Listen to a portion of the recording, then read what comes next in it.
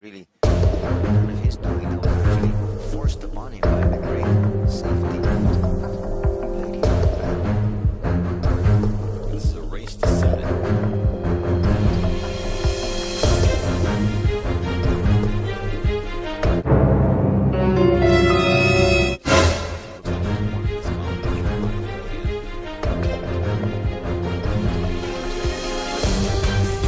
She does knock it down. Another one.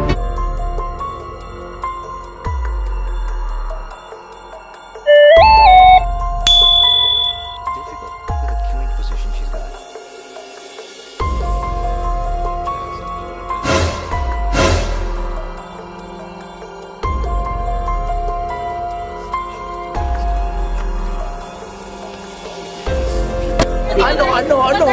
Ano ang sa inyo? Natamimi kayo. Barring a page from Efren Reyes. Another one. Reverse the table back and forth. Huwag mong subukan. I was actually wondering why she NANI?! That's the best you can do! once again the push is given to the excuse me, given to the player who is on people.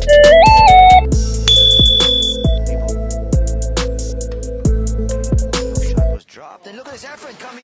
Yeah, boy. Another one. Open champion. This from tender age of 24 years. It's a lot to I don't like where this is going. goes for the push.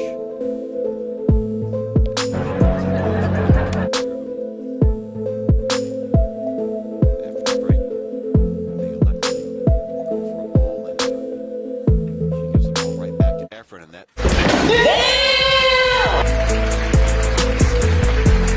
They call him the pool magician.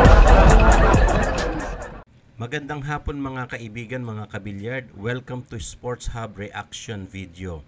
For today's reaction video, ito another exciting match between Efren Bata Reyes, the Magician, versus dito kay Queen of 9 Ball, Pan Shouting. Dito makikita natin talagang maglalaban ang Philippines versus China sa isa sa mga prestige pool event, no, itong San Miguel Asian 9 Ball Tournament. At dito nga makikita natin nanalo sa lag itong si Efren Reyes, kaya siya yung nag-break dito sa rack number 1. Ang game na ito ay 9 ball, race to 7 yung match nila, at meron itong alternate breaking format. So makikita natin dito maganda yung pagkaka-break ni Reyes at may bolang pumasok, at meron siyang available shot sa object ball. Tingnan natin kung maka-break and run si Reyes dito sa rack number 1. Ayan, nagpakita na kaagad ng mahusay at magandang bank shot si Reyes, at nasa 5 balls na lang, no. Panoorin natin yung maka-break and run si Reyes dito sa rack number 1.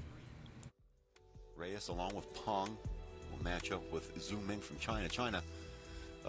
Or Zhu Ming, by the way, is also the Chinese national coach and also a member of the San Miguel Asian 9-Ball Tour. Group 2 features Francisco Bustamante from the Philippines and the reigning world pool champion Wu Chiaqing from Chinese Taipei, and also Li He-wing of Hong Kong, who was a runner.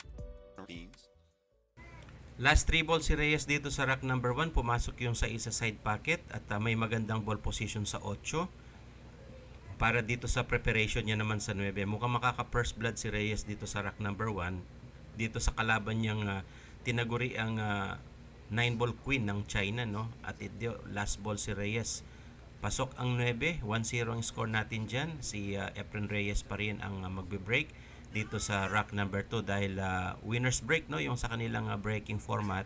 At makita natin naka-abante na, naka first blood na si Reyes dito sa rack number 1. So panoorin natin to rack number 2 kung maka-break and run ulit si Reyes. Go to the finals. So here we are. Second break. I guess you win the break, or you win the rack, and then you break again. So a little bit different rules than we have in the normal tour. A dry break yung ginawa dyan ni Reyes, no. Walang pumasok na bola, medyo hindi kumalat yung bola sa gitna, kaya nagkaroon ng konting cluster dyan. At mapansin ninyo, talagang mahirap yung position ng table na ito, no? Dahil maraming nagka-cluster ball, kaya mahirap sa ball positioning yan. At tingnan natin dito yung discarte ni Pan Shouting. Mukhang alanganin ang uno para dito naman sa ace. So tingnan natin yung discarte niya dito para sa rack number 2. Way back then, the Osaka Open champion. All this at the tender age of 24 years. So a lot to be proud of, and relatively young in her career. She goes for the push. At dito nga mukhang nag-push lang si Pan Shouting, no, dito sa kanyang tira na yan. At mukhang tinatansya niya si Reyes sa mga long shot. At dito nga, tinira ni Reyes itong uno at mukhang karambola sa sais at hindi napagbigyan si Pan Shouting sa binabalak niyang play safe. At dito makita natin si Reyes talaga isa sa pinakamagagaling, no, na pool player yan. Kahit may edad na yan pero napakahusay pa rin sa mga long shots. Kaya medyo minalas doon si Pan Shouting, kaya yan, nakapasok si Reyes sa ball number 1. Medyo sinama siya dito sa ball number 2. Pero alanganin yung ball position, pero tingnan natin si Pan Shouting kung magagawa niya ito ng paraan. Competition, so you are absolutely right, Anthony. There's not much that he has not seen in his long, illustrious career. At the same time, when you play these guys who are supposedly world champions, you have to be able to come up with the same kind of experience that they have. People can actually pot the ball. There's no problem. There's no question with that. This lovely lady here, being the champion as well, can pot the balls. But when it comes to positioning, such as this one, well, she's showing us that, yes, she deserves to be playing Efren. Yeah, and you can see what she's doing here as she plays a safety.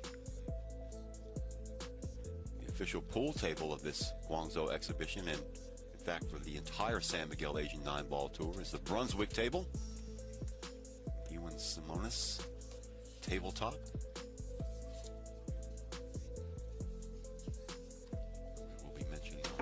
Throughout this.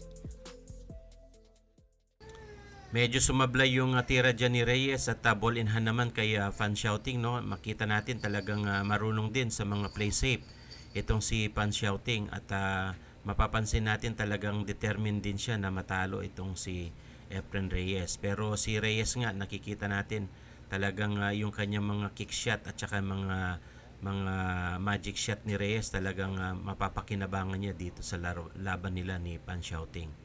At dito pinapatunayan lang ng 9-ball queen, no? Talagang prominenteng pool player din at pool master ng China. So panoorin natin kung anong diskarte dito ni Pan Shouting. Really helps them pinpoint their shots better, and fans like it. So it's become a staple of the San Miguel Asian 9-Ball Tour. Well, now we're finally seeing Pan get to work here after that missed opportunity from Efren. Well, that was really none of his doing. That was actually forced upon him by the great safety played here by Pan. Remember, this is a race to 7. Pang lining it up. See what's on the cards here. Looks like she's going for this combination right away, Anthony. Well, it looks like it is lined up for her. And she does knock it down. So 1-1 just like that. Playing the combination. There's what set it up. The 3, now the 4 off of the 9 for the win. At dito talagang nagpakitang gilas si Pan Shouting dyan. Naipasok ni Pan Shouting yung 9-ball na yun, no? At talagang pinakita niya sa kanyang galing bilang 9-ball queen ng China. At dito nga si Reyes naman ang magbe-break at nag-update tayo ng isang rack dito. 2-1 ang score natin at lamang si Reyes dyan. At makita natin medyo maganda yung break ni Reyes dito sa rack number 4. He doesn't have a legitimate shot on the next ball, which is the 1. Look at it cuddling up there.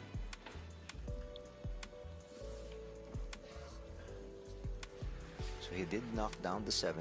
He stays on the table. Oh, that's a brilliant shot on the 1. Look out, though. He's good. So gets a little kiss off that side rail, bumping out just enough to see the 2.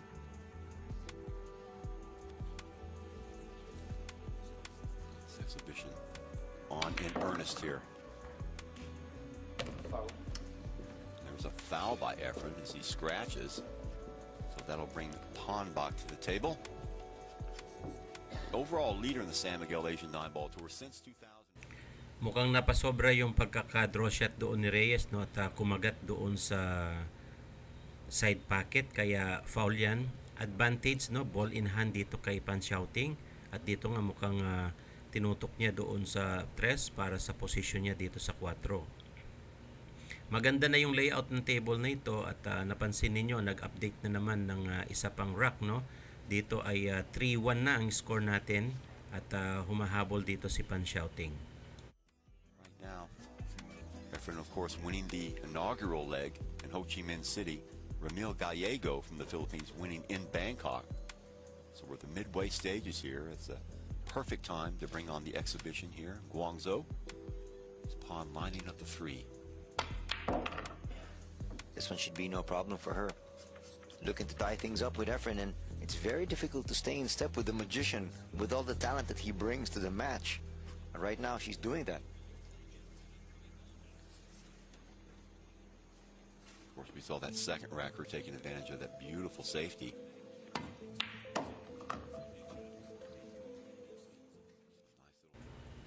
Last 2 balls si Pan Shouting dito sa rack number 5. Medyo gumaganda na at nakukuha na ni Pan Shouting yung kanyang momentum, no, sa pag-packeting. At dito last 2 balls si Pan, makita natin talagang very focused, no, para makahabol dito sa score na 3-1. Last ball si Pan Shouting dito sa rack number 5, mukhang aabante rin ng 1 puntos si Pan dito sa rack number 5. At yun nga, pumasok yung 9. 3-2 ang score natin, isang lamang na lang ni Reyes dito sa kanilang match. At mapansin niyo talagang very focused, no, si Pan Shouting, talagang she means business dito sa kanilang laban ni Reyes. 3-2 ang score natin, race to 7. Panoorin natin ang susunod na mga kabanata. He leads 4-2 in this race to 7. Now winner breaks. This is quite a contrast to what we have. Medyo masaklap na naman yung break dyan ni Efren Reyes, at napansin ninyo talagang hindi siya napagbigyan ng isang bola, kaya dry break yung nangyari dyan. Advantage kay Pan Shouting, kaya babalik sa table si Pan para tumira, at dito mapansin natin na lamang si Reyes ng 1 puntos. I-try natin na makita yung galing dito ni Pan Shouting dahil kalaban niya nga itong tinagurian the King of 9-ball na si Efren Reyes. At dito nga update na naman tayo sa score, no. 3-3 ang score natin dyan. Balikatan na yung laban, no, race to 7. Mukhang nakakahabol talaga dito si Pan, at talagang ayaw hindi magpapatalo. Pero napansin ninyo mukhang alanganin si Pan Shouting dito sa kanyang tira, at dito nag-extend pa siya ng oras. At ano bang discarded dito ni Pan? Panoorin natin yan, mga kabilyard. Traverse the table, back and forth. Going for the push now. I was actually wondering why she was trying to line up that spot. Pangalawang pagkakataon na nag-push dito si Pan Shouting, oh, at tinetesting niya talaga itong si Reyes, pero mukhang open na open itong tira. At tingnan natin diskarte ni Reyes dito. At dito nga hindi na talaga mapagbigyan itong si Pan Shouting sa mga play safe niya, dahil nagagawa ng paraan ni Reyes na napakahusay nitong English combination na ito, English karom, no, dito sa tira na yan ni Reyes. Kaya ito, abante 1 punto si Reyes, 4-3 ang score natin. Si Pan naman ang magbe-break sa rack number 8. Left a tiny opening and Reyes ran away with it. So now jumping ahead a little bit here.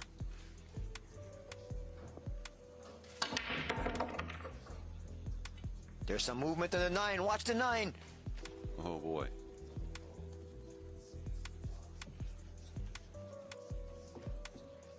Watch it again. Look at this break. She's got some power there. Yeah, she does. 9-ball is in fact moving around.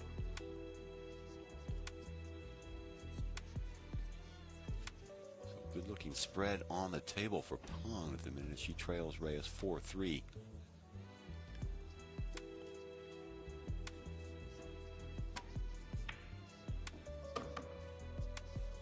problem there. Probably brought it back a little bit more than she would have wanted to. See the blue 2 there.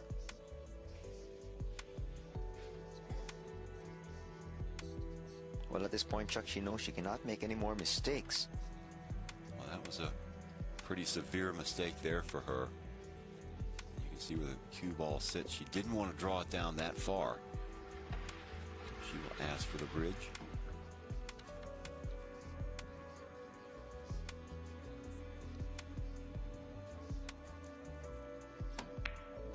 And no problem.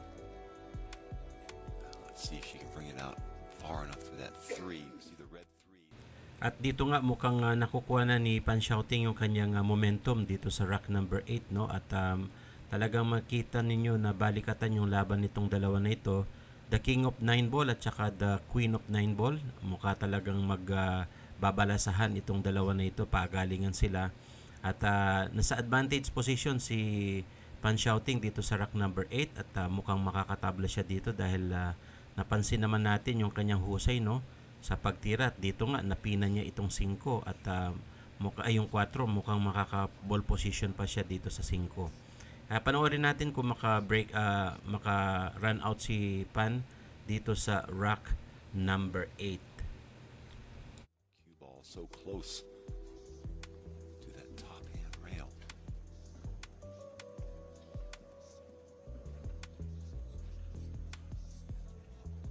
Just trying to see if she can slide it in on that left-hand side. Well, actually, if she's going to try to do that, she'll be going for the combination. Mukhang nag-call ulit ng time extension itong Sipan at mukhang may plano na i-karom combination itong i-karom shot itong 9 sa side pocket, no. Medyo mahirap yung ball position na yan pero tingnan natin itong galing ng Queen of 9 ball ng China at magkakarom siya dito sa 9 sa side pocket.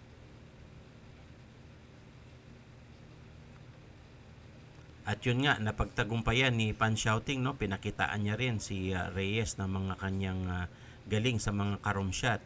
At dito ang score natin ay all 4 na, no? Napakahusay talaga ni Pan Shouting. Balikatan ang laban nitong dalawa.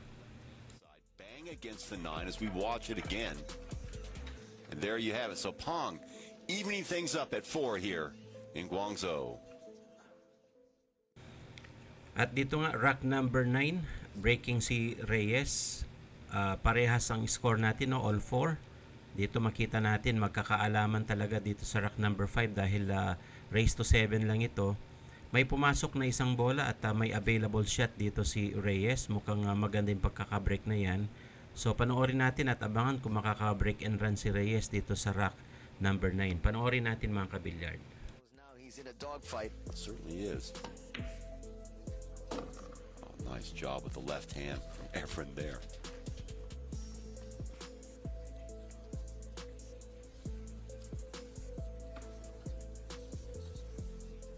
I'm not sure he expected this much resistance from Pan. Well, Reyes, of course, here today has not been as sharp as we normally see him. But nonetheless, with the talent that he brings and the expertise and the experience,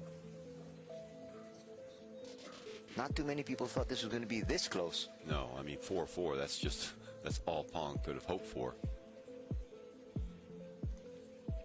Going against arguably one of the greatest living players in the world today.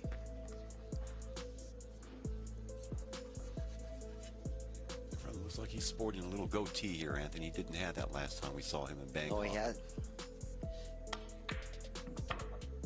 Trying to go with a new look here and there, huh, Chuck? Even at his age, huh?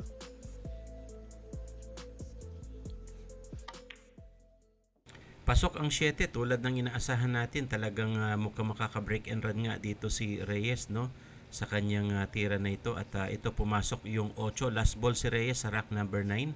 Break and run ito at napakahusay talaga ni Reyes kapag napagbigyan na siya sa table, no, yung magandang break. Ito lamang ng isang punto si Reyes. Talagang mga critical rack ito dahil race to 7 lang. Abante si Reyes ng isang puntos. 5-4 ang score natin dito mga kabilyard.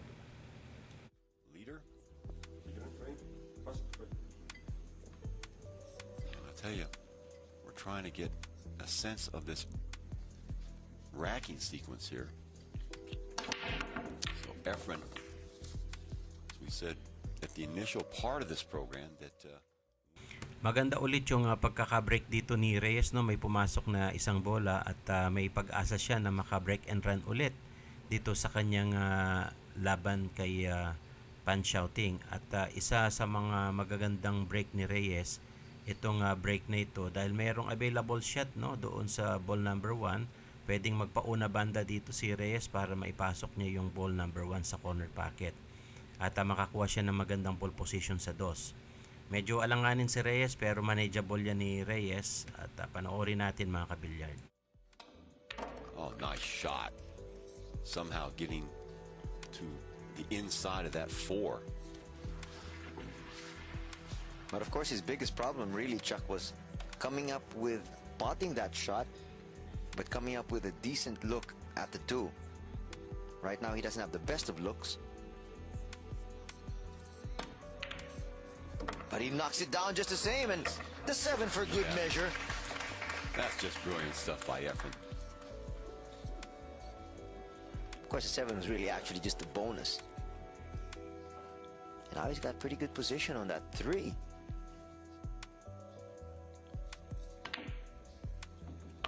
Brings it cross town. That brings a smattering of applause. It does, and it might just also a 6-4 lead for Efren Reyes here. Table looking pretty good for him. Remember the first to 7, this race to 7.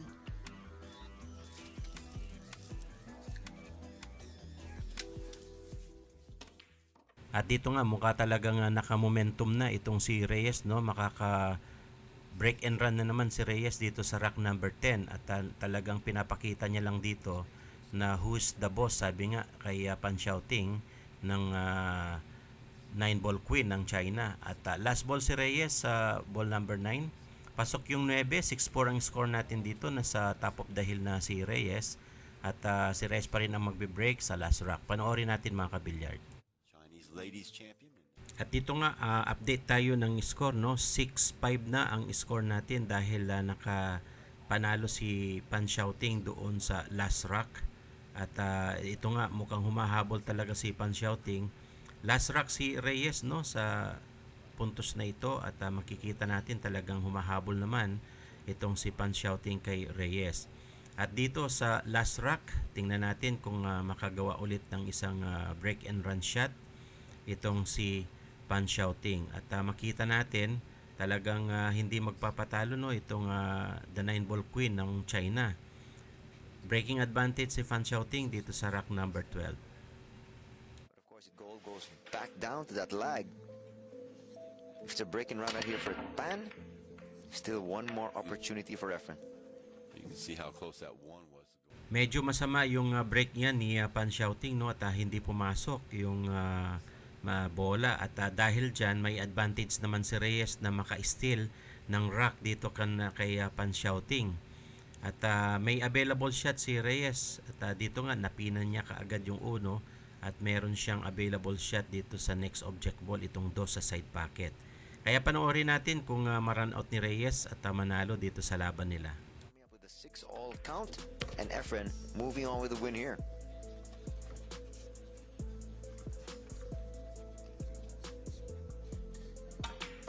Table is pretty spread out here.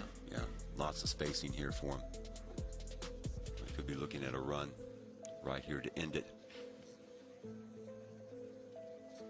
This is definitely not a difficult layout, especially for someone of the caliber of Efren. A lot of the balls right there at the mouth of the pocket.